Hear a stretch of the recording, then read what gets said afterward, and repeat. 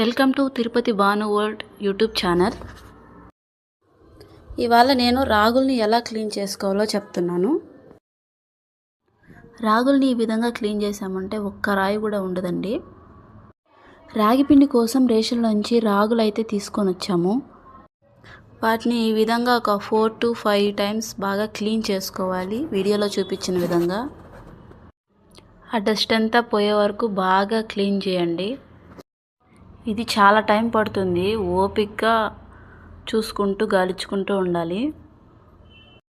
మాకైతే చాలాసేపు పట్టింది క్లీన్ చేసుకోవడానికి. చూసారా ఎంత క్లీన్గా వచ్చాయో. ఇప్పుడు రాగులు ఈ విధంగా క్లీన్గా వచ్చేస్తాయి. ఈ రాగులన్నీ గాలి చేసాక మనకి చివర్లో అయితే రాళ్ళు వస్తాయి.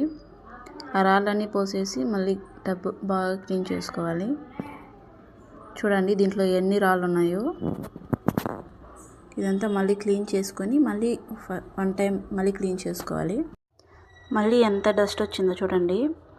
ఇప్పుడు ఆ నీళ్ళన్నీ బాగా అసలు ఒక్కరో కూడా వాటర్ లేకుండా మొత్తం వంచేసి ఇప్పుడు వెళ్ళి వాటిని ఎండలో ఆరబెట్టాలి. ఈ విధంగా మనం కింద పట్టైనా గోతాలైనా వేసుకొని రాగుల్ని ఒక్క రాగు కూడా చెమ్మ లేకుండా ఈ విధంగా వేసుకొని బాగా నెరిపామంటే, అంటే దూరంగా నెరిపేసామంటే త్వరగా ఎండిపోతాయి. చూసారు కదా, ఈ విధంగా ఎండిపోతాయి. మనకి రాగిపిండి బాగా వస్తుంది. మరిన్ని వీడియోస్ కోసం ప్లీజ్ సబ్స్క్రైబ్ అండ్ లైక్.